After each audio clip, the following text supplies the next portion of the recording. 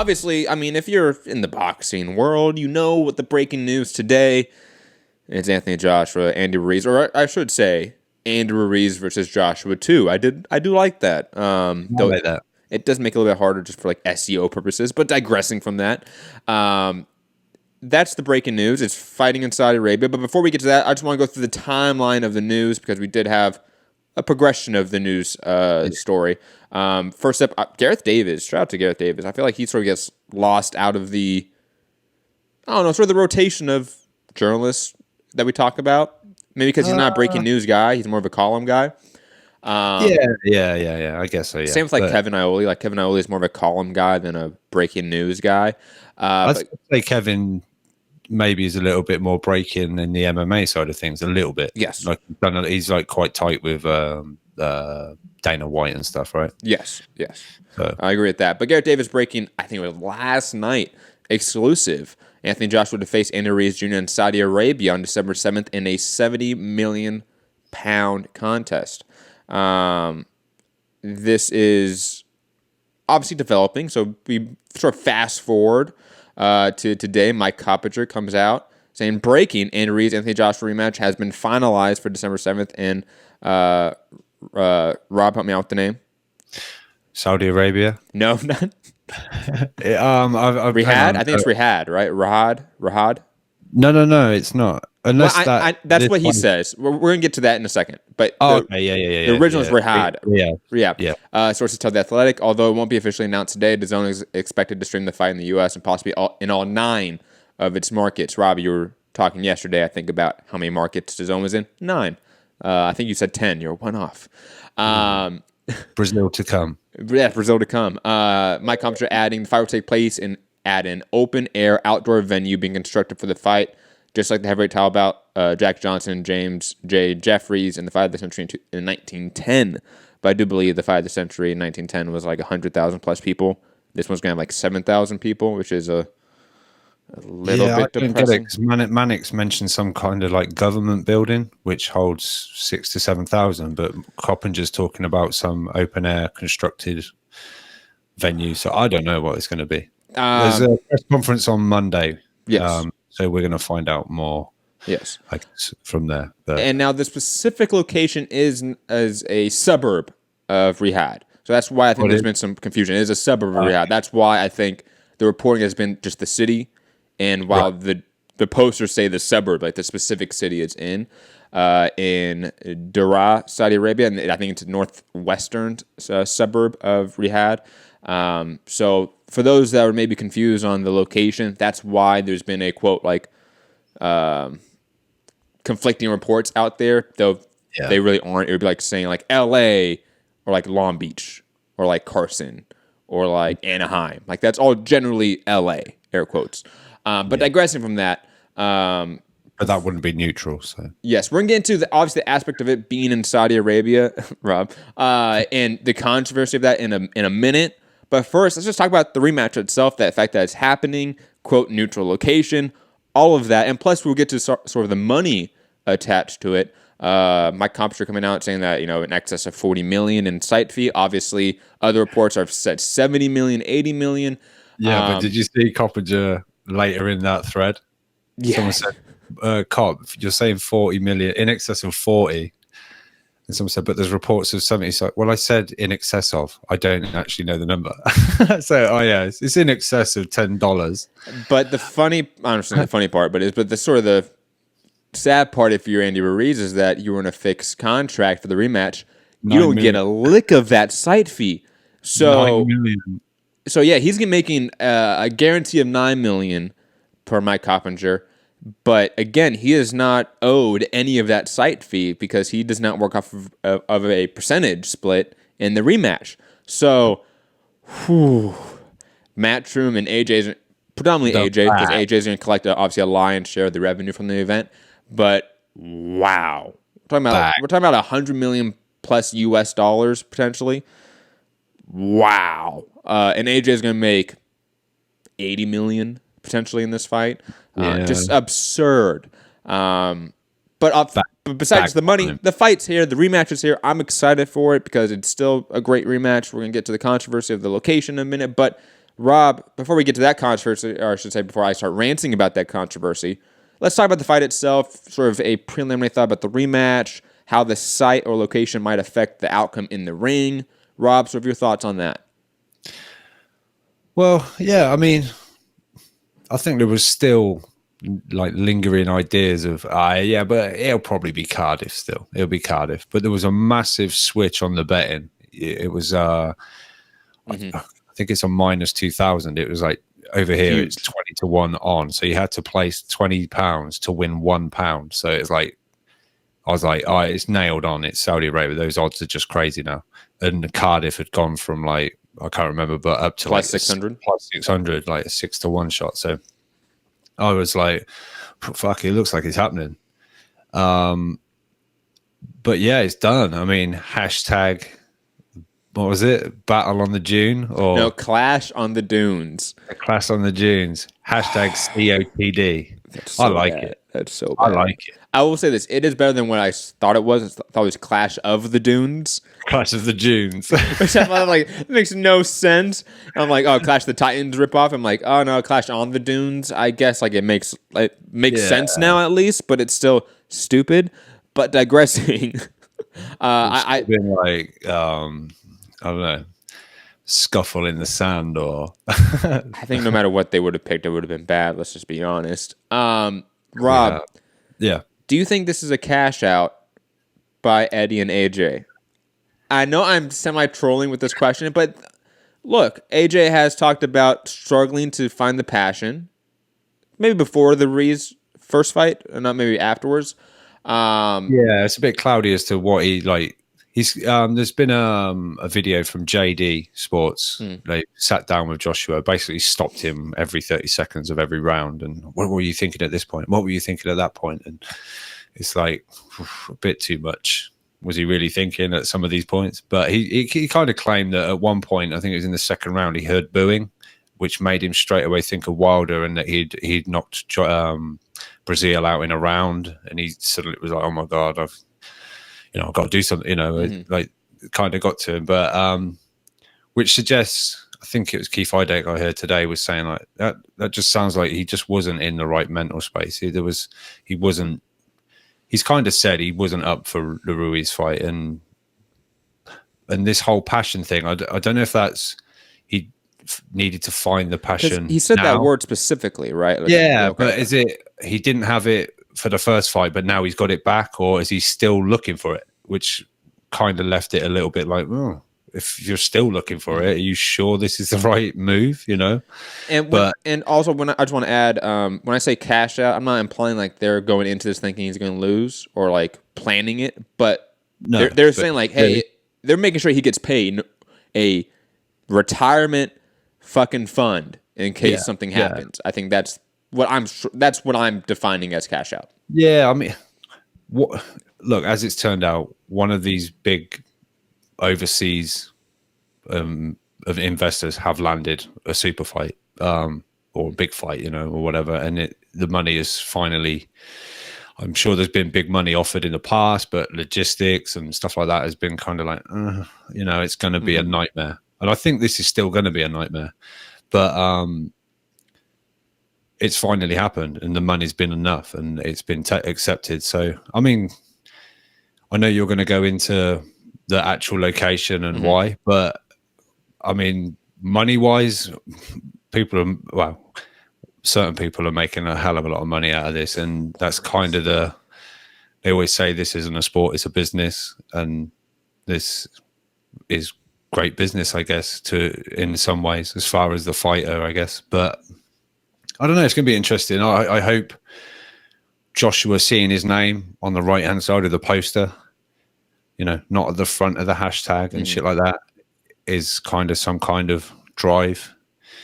The fact that he's now not the champion, he's trying to get the belts back. I hope that's some kind of, that back to being the hunter and not the hunted or whatever. It's something that's going to drive him on. But not sure how does Zone feel about this. I don't think. Yeah, let's go into that actually for a second, because obviously,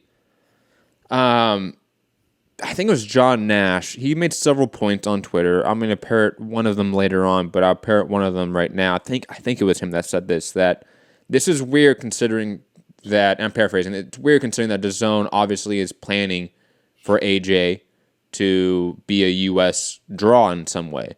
And on top of that, you can say pre the Ruiz fight, Matchroom and AJ were planning that as well. Now it seems like that... The plan that went horribly wrong, right? So. Yeah, and now it seems like that is so no longer in the equation of let's convert AJ into a star in the U.S., and sort of coincides with the point of cashing out. They're now looking for a big, giant bag somewhere else.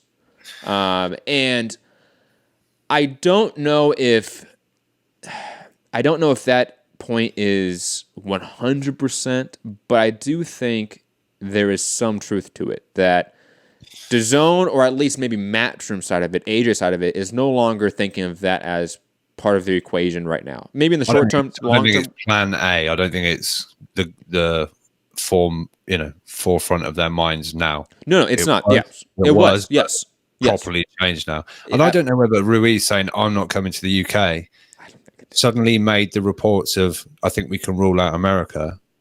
It's like, well, all right, well, I'm not fucking coming there then. I don't know. Oh, you mean like vice versa? Like Ruiz dug in his heels to... Well, we're not coming to the US. But connecting to DAZN, where does DAZN stand and what they're happy with? Because obviously AJ was their second biggest name, period, in the US. Mm-hmm. And he is now going to Saudi Arabia and now competing with the SEC championship, which is one of the biggest college football championships in the world. Like, not in the world, but in the US.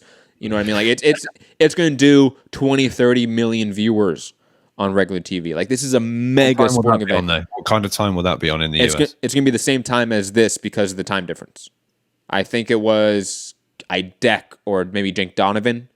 I think it was somebody from Boxing Scene, I think, said that. I could be wrong. I know Mannix has mentioned it. It's the same day as that, but I don't know. It's the same time. If it was in the UK, I don't think it would have competed. But because of the extra now time difference, because of Saudi Arabia, it's going to now put it in competition with at the SEC championship. So along that point of DAZN, bring it back to DAZN, right? Because Rob, college games aren't always prime time. Like college is like usually in the morning. Like actually. Oh really? Yeah, there's the biggest game, but like the biggest. It'd be a midday game. Yep. Because remember, college bowl games there's 50 different bowl games. SEC is one of the biggest. It's one of probably the 2 or 3 biggest. So is it like a final? Is that what it is? I mean, Gary will fill it. Gary will probably explain it better than I would, but here's how I'll try to explain it. You have individual like football leagues, right, in Europe have their own championship, right? But then you have the Championships Cup, right? Yeah. The SEC, all the champions of all the leagues. Yeah, SEC is kind of like it's kind of like its regional champion. I don't know. It's weird. College football is the weirdest fucking thing ever. But SEC is a huge, huge division, so they're going to get tons of eyeballs. But digress from that point, because I'm not going to dwell on that. Yeah. DAZN, again, with their second biggest star, the guy that they're definitely were investing in to be a bigger U.S. name, is now even going farther away from the U.S. market. How does DAZN react to that? Are they happy with AJ and Eddie Hearn right now?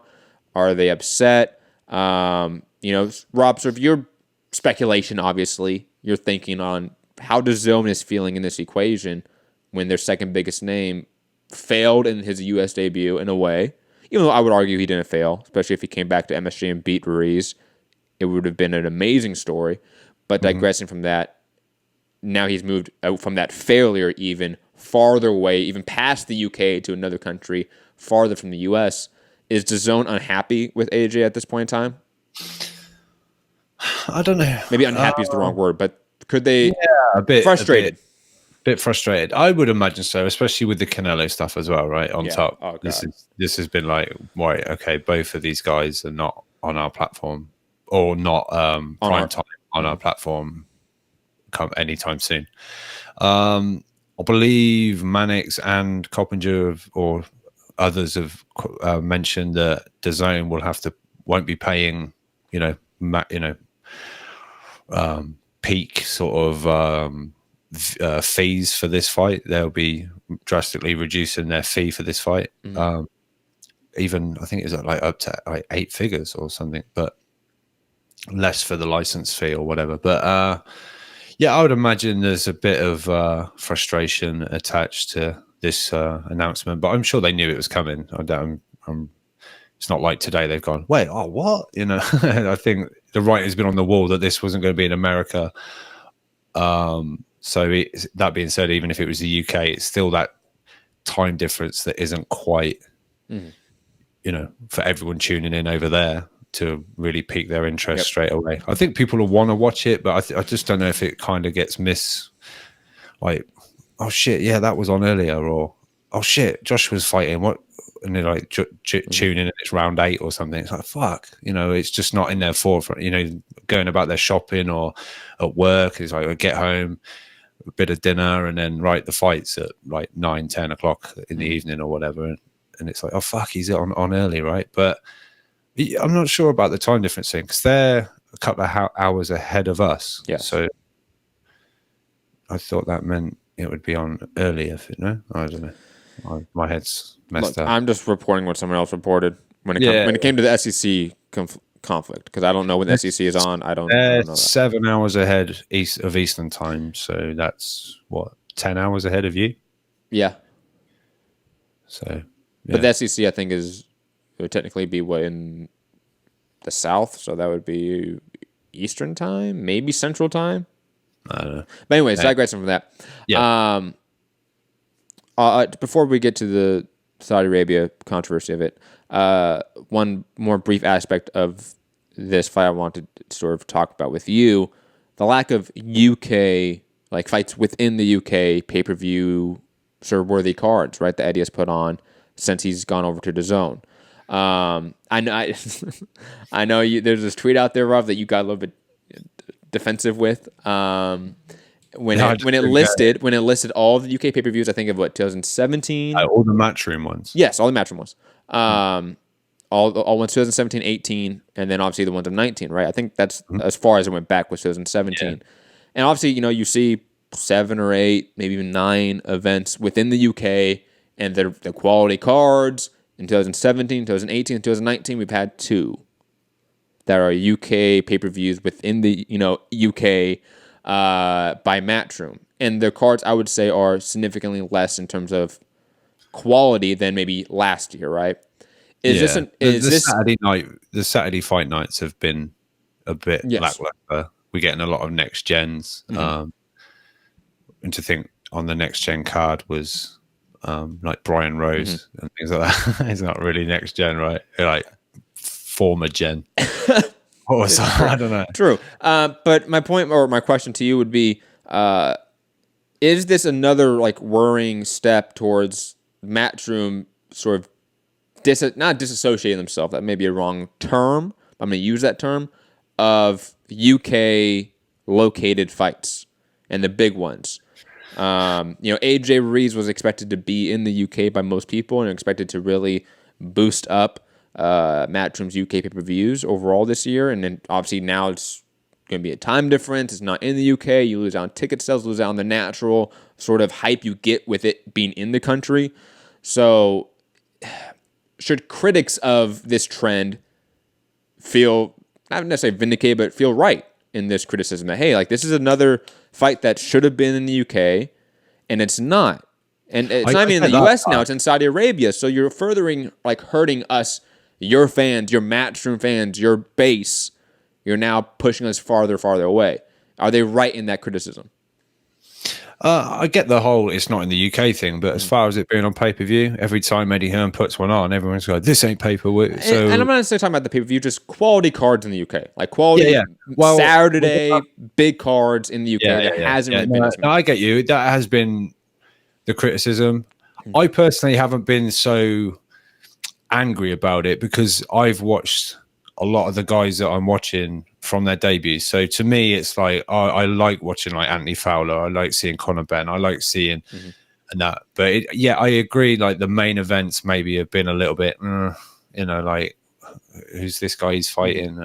It's not been blockbuster stuff. But I know there's apparently a plan in place. They're talking about reducing the size of some of the cards to allow more money for because I think it was Frank Smith was explaining, like Callum Smith can go to America and fight for X amount of dollars. Over here, would he command that price? It's difficult to give him that kind of money here when he can go to America and get it for sure. But they're going to talking about reducing the amount. Would they get that money? Sorry, excuse me. Would they get that money from DAZN by him going over to the U.S.? Like, where would they get the money from? I don't think like ticket sales wouldn't be there. Like, where's the money coming from? I don't know. This is the thing where all this money DAZN are paying, like Jesse, all this, is it just coming out of their funds, the $1 billion Matchroom, kitty, the float budget that they've got waiting to play out. So, but that money's available in America, and it hasn't necessarily been that much here. So that's why the fighters have been going over to America and leaving everybody here going, well, where the fuck, when are we going to see some of these guys here? But the plan is to reduce the size of some of the cards, but get more quality throughout the cards. And I think apparently that's going to be part of the rollout for the new season, obviously September onwards. So we'll wait and see on that. But there definitely, to me, there does have to be an increase in the quality of the cards. And I totally understand the grumble of why isn't this in the UK, or Joshua isn't in the UK, or because let's be honest, who is 10,000 or whatever went to Madison Square Garden, thousands followed Ricky Hatton to Vegas. Who is gathering at the airport with all their thousands of friends to watch their favorite fighter fight in Saudi Arabia? That's only my I mean, if I could afford it, I'd go. I'd be a complete, like, eyes not wide open, but blinkered and naive to everything that I might be doing wrong while I was there. But yeah, I just can't see this being, the traveling boxing community wanting to see the big fight, which is a shame. It's going to be a high price venue for elites in Saudi Arabia. Clear as day. The attendance sort of figure probably for this location is indicative of that. So now we're going to rant, or I should say I'm going to rant now about Saudi Arabia. Just warning everyone out there. I'm sorry. Like, you guys might see some disturbing images. Apologize. But this... images? Oh, yeah. Like, I'm addressing this. Like, I'm not gonna be like Mike Coppinger out here and fucking getting the talking points out here from my access source and just clipped bit is gonna end right now. The clip bit? No. This is going all the way, Rob. I'm adding this part in too. Oh, we should have just done it on YouTube. Save a lot of hassle. Oh no, I might clip out like parts of it, obviously, but okay. There might be like a full clip and then like 2 half clips. I don't know. Digressing from that, Rob. Mike Coppinger coming out and saying, sort of finishing up his points. Andy Ruiz gets his neutral site, and Eddie Hearn brings a massive bag of money for his fighter in the event. The heavyweight title tilt taking place in Saudi Arabia will be met with criticism. But important to note, WWE, Formula One, and European Tour Golf all do business there. Now, just so I don't have to like reword myself, I'm just going to read what I said to Mike Coppinger here. Asterisk, so I can sort of reword what he said in paraphrasing. Hey, look, guys, other sports take blood money from people who commit genocide and human rights violations. It's okay if boxing does. Come on, Mike. You're one of the biggest journalists in the game. You need to be one of the people criticizing this, not talking down to the critics. Now, I feel like this is a really simple concept here, that if there are people out there criticizing Saudi Arabia, or Saudi Arabia trying to sports wash their human rights violations with fights like Joshua Ruiz, sporting events like European Tour Golf, etc. WWE event, obviously, that featured no women because it couldn't.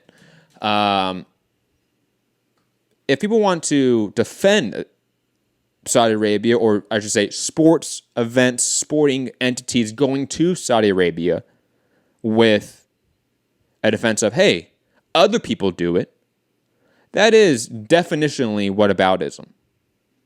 Okay, and whataboutism is when I make a point, or I'd say when Rob makes a point, right? And I don't refute Rob's point. I just say, hey, Rob, what about this other thing that's not really connected to Rob's point. See, I'm not really addressing Rob's argument, right? That is what Mike is doing with the critics of this location for this fight. He's not really addressing their criticism. And in fact, he's talking down on it. That's going to be met with some criticism. But what about all these other events that go to Saudi Arabia and take blood money from oil barons, sheiks that are actively involved in a genocide right now, actively involved in human rights violations within their own country, actively involved in public beheadings of people of the LGBT community and women's activists? Yeah.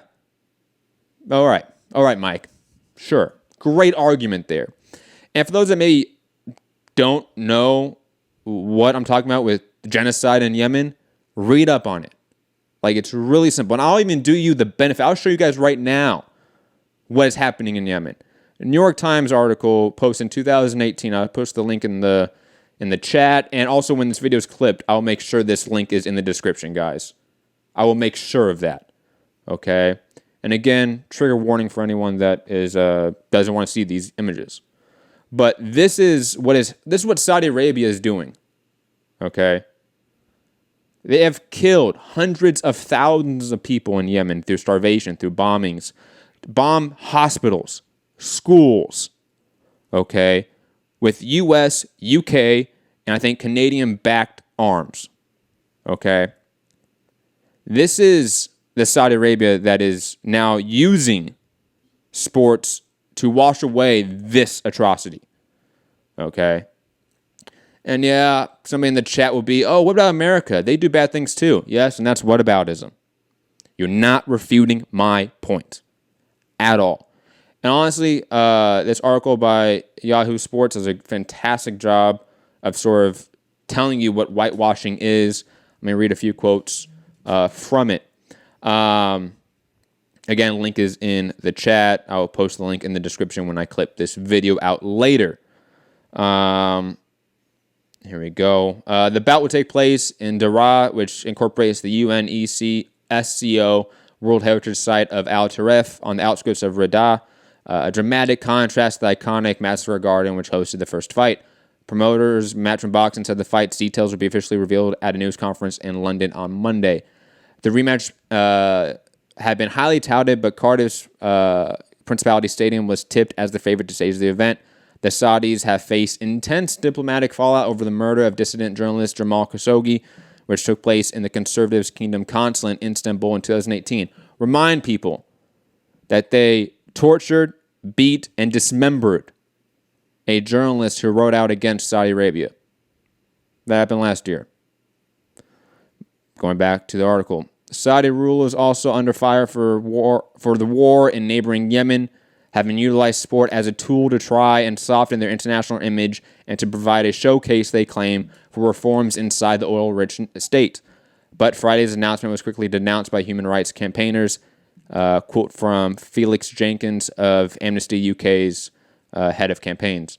If Anthony Joshua fights Andrew Ruiz in Saudi Arabia, it's likely to be yet another opportunity for Saudi's authorities to try to sports wash their severely tarnished image. Despite long overdue reforms on women's rights, Saudi Arabia is currently in the grip of sweeping human rights crackdowns, with women's rights activists, lawyers, and members of the Shia minority community all being targeted. I'm going to add points to that, not just being targeted, but being persecuted, murdered, beheaded. Okay, so this is, again, like people will like bring up like Ali Foreman, right? In Africa, because the dictator that sort of put on that fight obviously was involved with genocide and human rights violations, right? And then we don't talk about it enough in retrospect with that fight. Well, we should. And again, that is whataboutism. You're not refuting the point, okay? Why is it acceptable for Anthony Joshua and Ruiz to go to a country which is currently involved in a genocide of people, that's currently involved in not allowing women to have rights, to own property, to divorce their husband, that's currently executing people of the LGBT community? Like, why? When, especially, and I've heard this argument, like, oh, it's a business, right? They make money. But look, it's Joshua versus Ruiz. They're making tens of millions no matter where they go. Right, Rob?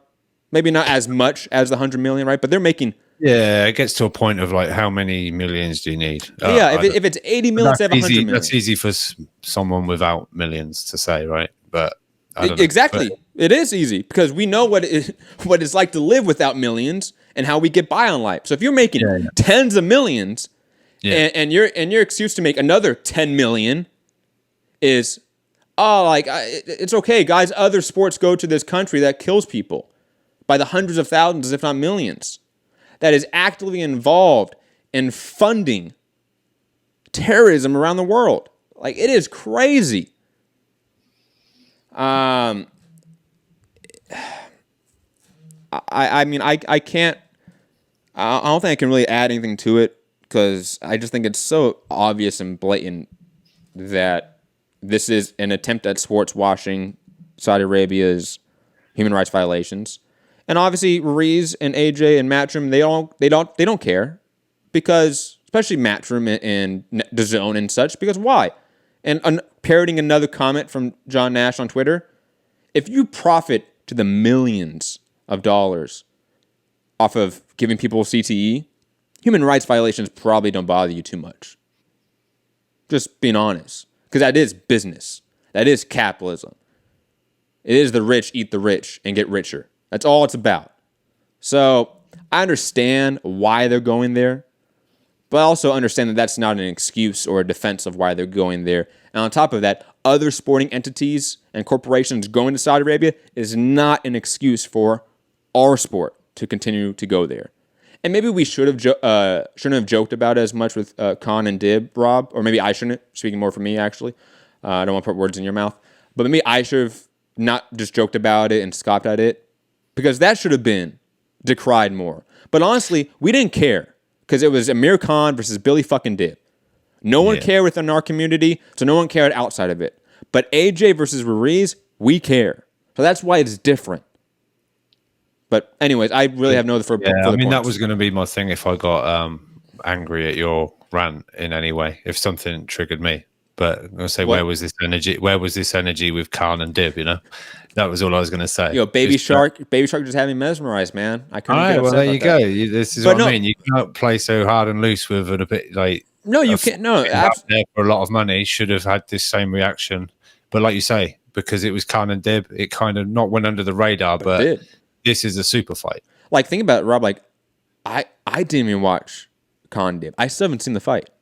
I saw a highlight on Twitter. Like, that's it. Yeah. Like, that flew so under the radar. That's why I think it didn't get the attention. But this obviously isn't going to fly under the radar because it's Joshua versus Ruiz too. Yeah, the whole boxing world is going to be talking. And that's why maybe the energy is different. Sorry, going to say that probably got a little more talk about that once the dude he was supposed to fight fell off, you know, and it was Billy Dib. That's, I don't know. Hang on, we know Dib. And it got just that little bit more... Mm-hmm.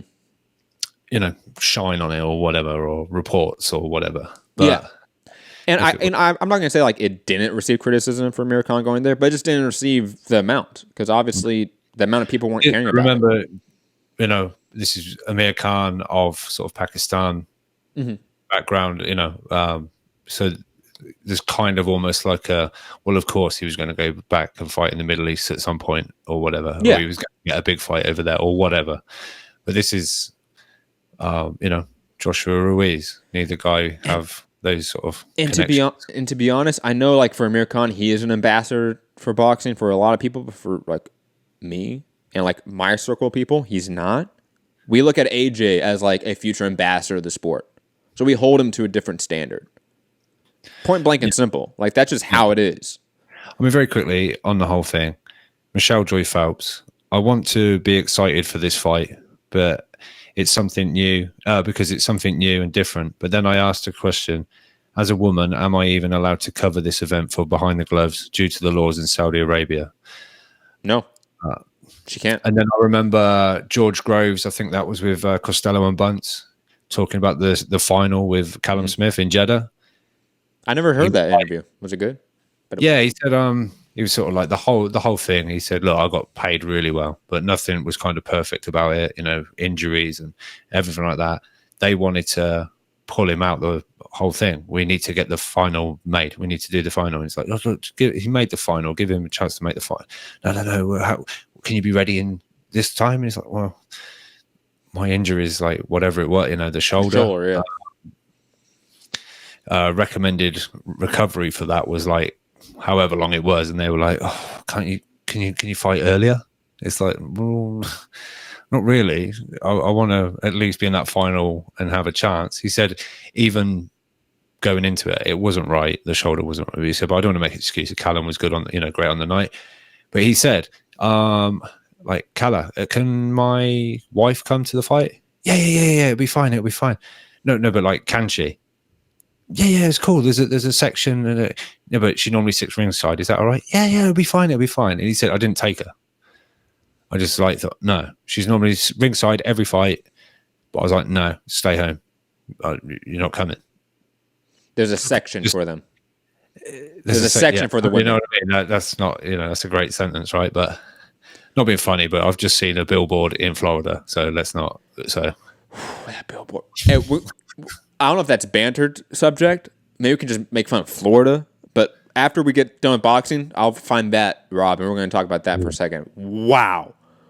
Yeah. What are they drinking in Florida? Holy shit. When you need to remind people of that, that's worrying. Yeah. Oh, my God. And like the flip that you put on it, I was like, really? And that's right. It is right? When you read it that way, you're like, oh, my God, that's what it's saying. Vicky said, and it's almost like, so when you do drink and drive, is that allowed as well? let's not spoil it anymore. We're gonna push that topic off for later.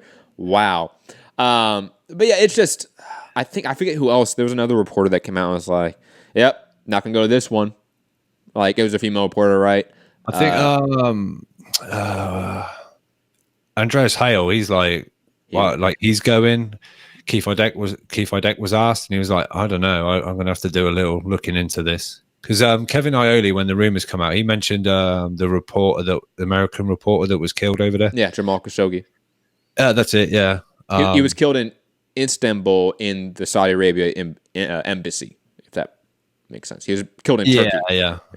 But he was like, tagged Eddie Hearn and was like really, Eddie Hearn? Remember? And then the name, I keep forgetting the name. So I don't know. I understand it. There's going to be, will I be applying for media credentials? Well, you can. I wouldn't, because like I'm very outspoken against Saudi Arabia. And I don't want to risk it. I don't know what it's like against the UK, but I don't think there's much love lost towards America, right? So from no, because like Saudi Arabia is one of our biggest allies, so it's weird. Like it's weird. Like the Saudi Arabia-U.S. relationship is odd. I could talk about that for 2 hours and have a whole other podcast on that. Let's not do that here. We're not going to do that here. Maybe Trending Now Network sometime. But yeah, I don't know. I mean, you can apply, Rob. I mean, I'll put it this way. MCR is not paying for your travel and lodging. No, I looked. The flight's like £600, so yeah. That's not too bad, though, honestly. Gary, I know I wound you up earlier about Ortiz, but it's only bands, man. You can up your Patreon. I'll put it this way. That's actually not that bad, because that's like more like $800 US. There's been times where I've tried to catch a flight to like New York, and it's like $800 for a round trip, and I'm like within the same country. So that's not too bad, actually. I'm shocked. I thought it was gonna be more like £1,000, like £1,100. I thought it was going to be pretty expensive, even though it is. Digressing though, moving on, just because like I can rant about how this is just a really bad misstep by Eddie Hearn, Matchroom, AJ, and Ruiz to have the fight in Saudi Arabia. But I'm also talking to people, not necessarily to you guys listening, but to Eddie Hearn and co, that they don't care. I'm talking to people that don't care. That this is, quote, business. This is capitalism. This is how it works. Blood money is a part of it. Like it's the DNA of capitalism is blood money. But moving on, whose championship rounds question was all that anyway? That round. Oh, we have topics and questions later on. Don't worry. Oh, okay. Well, I've just sent something to the one-on-one, by the way, which is tying into part of your rant. Part of the show titles.